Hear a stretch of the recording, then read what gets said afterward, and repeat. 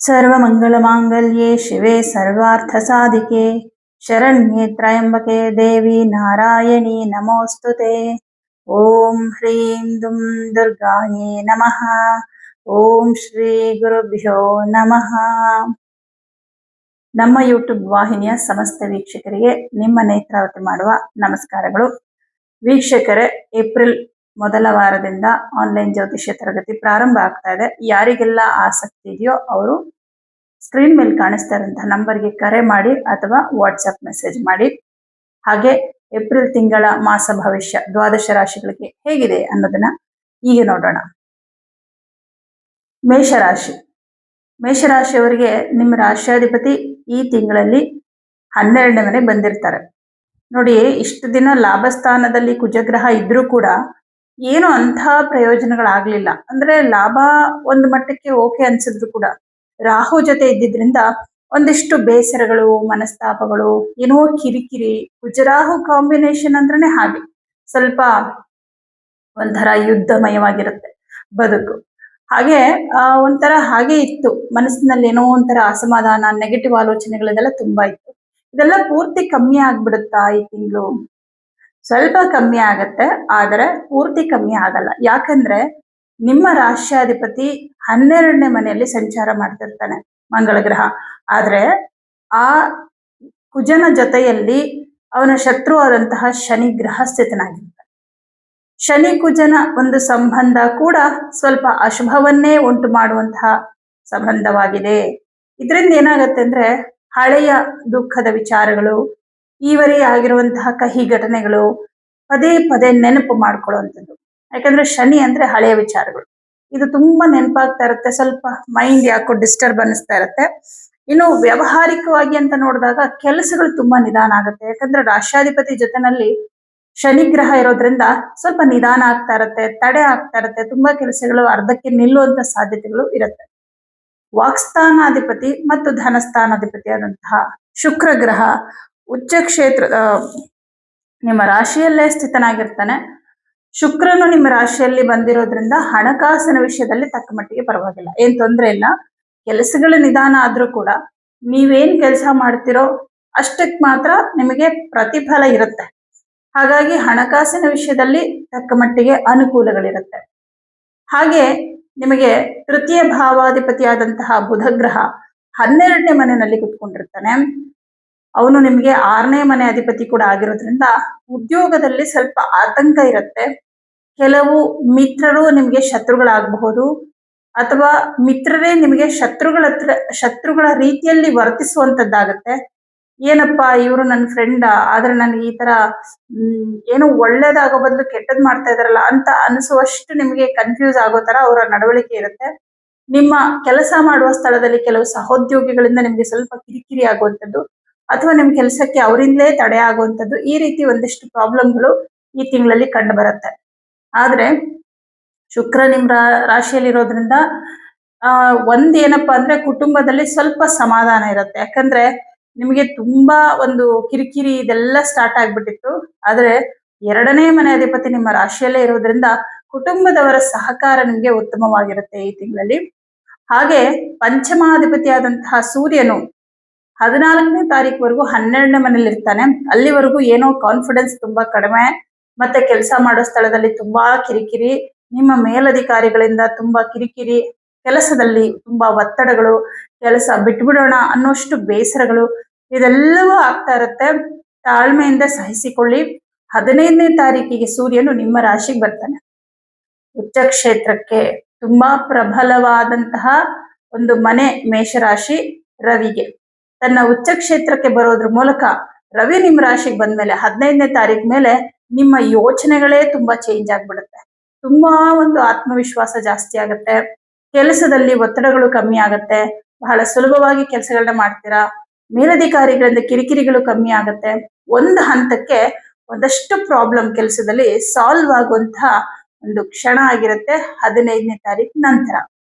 ಹಾಗೆ ಸಪ್ತಮಾಧಿಪತಿಯಾದಂತಹ ಶುಕ್ರನು ನಿಮ್ಮ ರಾಶಿಯಲ್ಲಿರೋದ್ರಿಂದ ಯಾರ್ಯಾರೆಲ್ಲ ಸ್ವಂತ ಉದ್ಯೋಗವನ್ನ ಮಾಡ್ತಾ ಇದ್ದೀರಾ, ನಿಮ್ಮ ಸ್ವಂತ ಉದ್ಯೋಗದಲ್ಲಿ ಸಾಧಾರಣ ಫಲ ಆದ್ರೂ ಕೂಡ ಪಾರ್ಟ್ನರ್ಶಿಪ್ ಅಲ್ಲಿ ಬಿಸ್ನೆಸ್ ಮಾಡ್ತಾ ಇರೋಕೆ ಹೆಚ್ಚಿನ ಶುಭ ಫಲಗಳನ್ನ ಕಾಡುವಂತ ಸಾಧ್ಯತೆಗಳಿದೆ. ಯಾಕಂದ್ರೆ ಸಪ್ತಮಾಧಿಪತಿ ನಿಮ್ಮ ರಾಶಿಯಲ್ಲೇ ಇರೋದ್ರಿಂದ.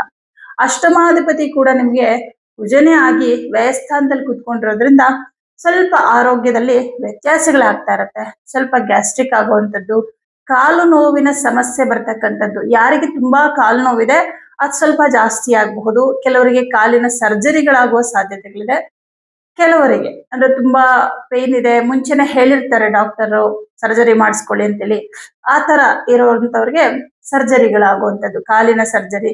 ಕೆಲವರಿಗೆ ಹರ್ನಿಯಾ ಇರುತ್ತೆ, ಹರ್ನಿಯಾ ಸರ್ಜರಿ ಆಗುವಂಥದ್ದು. ಈ ರೀತಿ ಕುಜ ಮತ್ತು ಶನಿ ಕಾಂಬಿನೇಷನ್ ಬಂದಾಗ ಇದು ಸಹಜವಾಗಿ ಆಗತ್ತೆ. ಆದ್ರೆ ಸಮಸ್ಯೆ ಏನಿಲ್ಲ, ಯಾಕಂದ್ರೆ ನಿಮ್ಮ ರಾಶಿಯಲ್ಲಿ ಪಂಚಮಾಧಿಪತಿ ಇರೋದ್ರಿಂದ ಎಂತಹ ಸಂದರ್ಭಗಳು ಬಂದ್ರೂ ಕೂಡ ನೀವು ಅದನ್ನ ಎದುರಿಸಿ ನಿಲ್ತೀರಾ, ಕಷ್ಟದ ಸಂದರ್ಭಗಳನ್ನ. ಹಾಗೆ ಭಾಗ್ಯಾಧಿಪತಿಯು ಗುರು ತೃತೀಯ ಭಾವದಲ್ಲಿ ಕುತ್ಕೊಂಡು ಭಾಗ್ಯಸ್ಥಾನವನ್ನ ನೋಡ್ತಾ ಇದ್ದಾನೆ. ಗುರುವಿನ ಅನುಗ್ರಹ ಪೂರ್ಣ ಪ್ರಮಾಣದಲ್ಲಿ ಇಲ್ಲದೆ ಹೋದ್ರೂ ಕೂಡ ಅಲ್ಪ ಪ್ರಮಾಣದಲ್ಲಂತೂ ಇದೆ. ಇನ್ನೇನು ಜೂನ್ ತಿಂಗಳಿಗೆ ಗುರು ಬದಲಾವಣೆ ಆಗ್ತಾ ಇರೋದ್ರಿಂದ ಅದರ ಮುಂಚಿತ ಫಲವನ್ನ ಮುಂಚೆನೆ ಕೊಡ್ತಾನೆ. 1 ತಿಂಗಳು 2 ತಿಂಗಳು ಮುಂಚೆನೆ ಅವನು ಶುಭ ಫಲವನ್ನ ಕೊಡೋದಕ್ಕೆ ಶುರು ಮಾಡ್ತಾನೆ. ಹಾಗಾಗಿ ಸ್ವಲ್ಪ ಧರ್ಮ ಕಾರ್ಯಗಳು, ದೇವರು ಪೂಜೆ ಇತ್ಯಾದಿಗಳನ್ನ ಮಾಡ್ಕೊಳ್ಳಾಗ ಸ್ವಲ್ಪ ಸಮಾಧಾನ ಆಗುತ್ತೆ. ದಶಮಾಧಿಪತಿ ಮತ್ತು ಲಾಭಾಧಿಪತಿಯಾದ ಶನಿಗ್ರಹ 12ನೇ ಮನೆಯಲ್ಲಿರೋದ್ರಿಂದ ಈಗಾಗಲೇ ನಿಮ್ಮ ಎಷ್ಟೋ ಕೆಲಸಗಳಿಗೆ ತಡೆ ಹಾಕ್ತಾನೆ ಬಂದಿದ್ದಾನೆ. ಈ ತಿಂಗಳು ಕೂಡ ಸ್ವಲ್ಪ ಹಾಗೆ ಇರುತ್ತೆ ನೋಡಿ. ಶನಿ ವ್ಯಯದಲ್ಲಿದ್ರು ಕೂಡ ಇತರ ಗ್ರಹಗಳು ಶುಭ ಸ್ಥಾನದಲ್ಲಿದ್ದಾಗ ಕೆಲಸಗಳು ಸಕ್ಸಸ್ ಆಗುವಂಥದ್ದು ಇದೆಲ್ಲವೂ ಆಗುತ್ತೆ. ಆದ್ರೆ ಇತರ ಗ್ರಹಗಳು ಅಂತ ತಗೊಂಡಾಗ 12ನೇ ಮನೇಲೆ ಮಂಗಳ ಗ್ರಹ ಇದ್ದಾನೆ. ಮೇನ್ ಆಗಿ ನಿಮ್ಮ ರಾಶ್ಯಾಧಿಪತಿ ಅವನು ಚೆನ್ನಾಗಿದ್ರೆ ನೀವು ಚೆನ್ನಾಗಿರ್ತೀರ. ಅವನೇ ಶನಿ ಜೊತೆ ಕೂತ್ಕೊಂಡಾಗ ನಿಮ್ಗೆ ಕೆಲಸ ಮಾಡೋ ಮನ್ಸಿರಲ್ಲ. ಅಯ್ಯೋ ನಾಳೆ ಮಾಡೋಣ ಬಿಡು, ಅಯ್ಯೋ ಯಾಕೆ ಇಷ್ಟೆಲ್ಲ ಕಷ್ಟಪಡ್ಬೇಕು, ಈ ತರ ಒಂಥರ ಆಲಸ್ಯ ಅಥವಾ ಸೋಮಾರಿತನ ಯಾವ್ದಾದ್ರು ಅನ್ಸ್ಬೋದು. ಹಾಗಾಗಿ ಕೆಲಸನ ಮುಂದೂಡ್ತಾ ಹೋಗ್ತೀರಾ, ಇದು ಸಮಸ್ಯೆ. 15th ವರೆಗೂ ಸ್ವಲ್ಪ ಹಾಗೆ ಇರ್ತೀರ. ಬಟ್ 15ನೇ ತಾರೀಕಿಗೆ ನಿಮ್ಮ ರಾಶಿಗೆ ರವಿ ಬಂದ್ಮೇಲೆ ಒಂದ್ ರೀತಿ ಚೈತನ್ಯವನ್ನ ನೀಡ್ತಾನೆ ರವಿ ಗ್ರಹ. ಜವಾಬ್ದಾರಿ ತಗೊಳ್ತೀರಾ.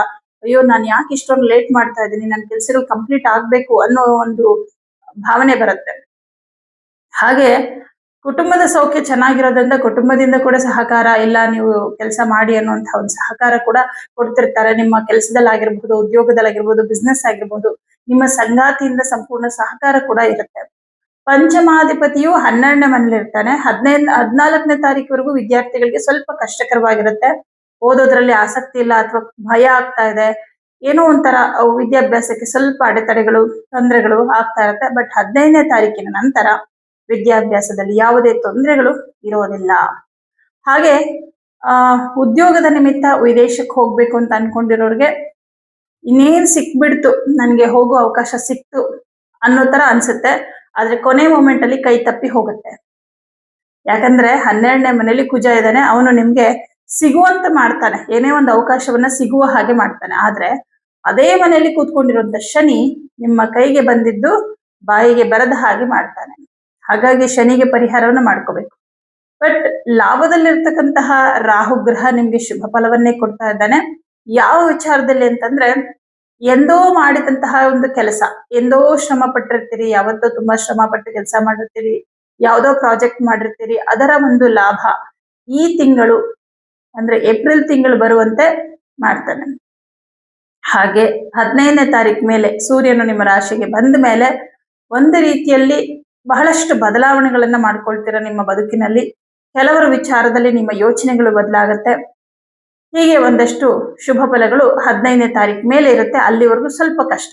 ಇನ್ನು ಆಸ್ತಿ, ಮನೆ, ಭೂಮಿ, ವಾಹನ ಇತ್ಯಾದಿಗಳನ್ನ ಖರೀದಿ ಮಾಡುವಂಥದ್ದು, ಮನೆ ತಗೊಳ್ಳೋದು, ಸೈಟ್ ತಗೊಳ್ಳೋದು, ಈ ತರದ ಒಂದು ವಿಚಾರಗಳಿಗೆ ಇದು ಸೂಕ್ತವಾದ ಸಮಯ ಅಲ್ಲ. ಹಾಗಾಗಿ ಈ ತಿಂಗಳಲ್ಲಿ ಅಂತಹ ಯಾವುದೇ ಕೆಲಸಗಳಿಗೆ ಕೈ ಹಾಕ್ತದೆ. ಹಾಗೆ ಸ್ವಂತ ಉದ್ಯೋಗವನ್ನ ಮಾಡ್ತಾ ಇರುವಂತವ್ರು ಹೆಚ್ಚಿನ ಇನ್ವೆಸ್ಟ್ಮೆಂಟ್ ಮಾಡೋದು ಬೇಡ, ಹೆಚ್ಚು ಬಂಡವಾಳವನ್ನ ಹಾಕೋದು ಬೇಡ. ಯಾಕಂದ್ರೆ ಸದ್ಯಕ್ಕೆ ಪರಿಸ್ಥಿತಿ ಅಷ್ಟು ಚೆನ್ನಾಗಿಲ್ಲ. ಸದ್ಯಕ್ಕೆ ಇವಾಗ ನಿಮ್ಮ ರಾಶಿಯಲ್ಲಿ ಧನಾಧಿಪತಿ ಶುಕ್ರ ಇದ್ರೂ ಕೂಡ ನಿಮ್ಮ ಧನ ಸ್ಥಾನಕ್ಕೆ ಶನಿಯ ದೃಷ್ಟಿ ಇದೆ. ಹಾಗೆ ಗುರುವಿನ ಅನುಗ್ರಹ ಇಲ್ಲ, ಅಷ್ಟೊಂದು ಗುರು ಶುಭ ಫಲ ಕೊಡ್ತಾ ಇಲ್ಲ. ಹಾಗಾಗಿ ಸದ್ಯಕ್ಕೆ ಆ ತರದ ದೊಡ್ಡ ದೊಡ್ಡ ರಿಸ್ಕ್ ಗಳನ್ನ ತಗೊಳಕ್ ಹೋಗ್ಬೇಡಿ.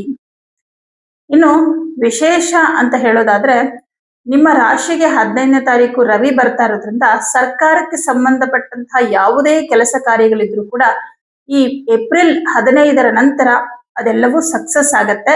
ಹಾಗಾಗಿ ಆ ವಿಚಾರವಾಗಿ ಸಂಬಂಧಪಟ್ಟಂತೆ ನಿಮ್ದು ಏನೇ ಕೆಲಸಗಳಿದ್ರು ಅದಕ್ಕೆ ಪ್ರಯತ್ನವನ್ನ ಮಾಡ್ತಾ ಇರಿ. ಯಾಕಂದ್ರೆ ಯಾವತ್ತೋ ಆಗತ್ತೆ, ಇವಾಗ ಸುಮ್ನೆ ಕುತ್ಕೊಳ್ಳೋಣ ಅನ್ಕೋಬಾರ್ದು. ಇವಾಗಿನಿಂದ ನೀವು ಪ್ರಯತ್ನ ಮಾಡಿ, ಆ ಟೈಮ್ ಬಂದಾಗ ನಿಮ್ಗೆ ಅದು ಫಲ ಕೊಡುತ್ತೆ. 15ನೇ ತಾರೀಕು ನಂತರ ನಿಮ್ಗೆ ಅಂತಹ ಕೆಲಸಗಳು ಅಂದ್ರೆ ಸರ್ಕಾರದಿಂದ ಆಗ್ಬೇಕಾಗಿರೋ ಕೆಲಸಗಳು ನಿಮ್ಗೆ ಸಕ್ಸಸ್ ಆಗತ್ತೆ.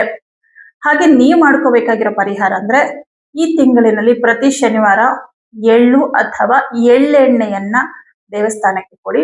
ಹಾಗೆ ಪ್ರತಿ ಮಂಗಳವಾರ ತೊಗರಿ ಬೇಳೆ ಮತ್ತು ಗೋಧಿ, ಕಡಲೆಬೇಳೆ ಈ 3 ಧಾನ್ಯಗಳನ್ನ ಯಾವ್ದಾದ್ರು ದೇವಸ್ಥಾನಕ್ಕೆ ಕೊಡಿ. ಈ ಪರಿಹಾರದ ಜೊತೆಗೆ ಧಾನ್ಯಗಳು ಕೊಡಕ್ಕಾಗಲ್ಲ, ವಿದೇಶದಲ್ಲಿ ಇದೀವಿ, ಅಲ್ಲಿ ದೇವಸ್ಥಾನಗಳಿಲ್ಲ ಅನ್ನೋಂಥವ್ರಿಗೆ, ಮತ್ತೆ ಇಲ್ಲಿರೋರ್ಗೂ ಕೂಡ ಪರಿಹಾರ ಏನಪ್ಪಾ ಅಂದ್ರೆ ಮಂತ್ರಗಳು. ಸುಬ್ರಹ್ಮಣ್ಯ ಕರಾವಲಂಬಂ, ಆದಿತ್ಯ ಹೃದಯ ಮಂತ್ರ, ಹಾಗೆ ಹನುಮಾನ್ ಚಾಲಿಸ ಈ ಮಂತ್ರಗಳನ್ನ ಪ್ರತಿದಿನ ಹೇಳ್ಕೊಳ್ಳಿ. ಹಾಗೆ ಶಿವ ಪಂಚಾಕ್ಷರಿ ಮಂತ್ರವನ್ನ ಪ್ರತಿದಿನ ಜಪ ಮಾಡಿ 308 ಸಲ ಮಿನಿಮಮ್. ಅದು ಮ್ಯಾಕ್ಸಿಮಮ್ ಅಂತ ನೀವು ಎಷ್ಟು ಬೇಕಾದ್ರೂ ಮಾಡ್ಬೋದು. ಮಿನಿಮಮ್ ಅಂದ್ರೆ 108 ತುಂಬಾ ಜಾಸ್ತಿ ಅನ್ಕೊಂಡ್ಬಿಡ್ತಾರೆ ತುಂಬಾ ಜನ. 308 ಮಿನಿಮಮ್ ಜಪ, ನೀವು ಯಾವುದೇ ಜಪ ಆದ್ರೂ ಅಷ್ಟಾದ್ರೂ ನೀವು ಮಾಡಿ. ಸೊ ಇದರಿಂದಾಗಿ ನಿಮ್ಗೆ ಬರುವಂತಹ ಅಡೆತಡೆಗಳು ನಿವಾರಣೆ ಆಗುತ್ತೆ. ಯಾಕಂದ್ರೆ ಮಂತ್ರಕ್ಕೆ ಅಂತ ಶಕ್ತಿ ಇದೆ, ನಮ್ಮ ಒಳಗಿರಿಂದ ಪಾಸಿಟಿವ್ ಎನರ್ಜಿ ಜಾಸ್ತಿ ಆಗಿ ನಮ್ಗದು ಒಂದ್ ರೀತಿ ಎಲ್ಲಾ ತರದಲ್ಲೂ ಪ್ರೊಟೆಕ್ಟ್ ಮಾಡ್ತಾ ಇರುತ್ತೆ. ಹಾಗಾಗಿ ಈ ಒಂದು ಪರಿಹಾರವನ್ನ ಮಾಡ್ಕೊಂಡ್ರೆ ಸಣ್ಣ ಪುಟ್ಟ ಸಮಸ್ಯೆಗಳೇನಿದೆ ಅದು ನಿವಾರಣೆ ಆಗುತ್ತೆ ಅಂತ ಹೇಳ್ಬೋದು. ಎಲ್ಲರಿಗೂ ಶುಭವಾಗಲಿ.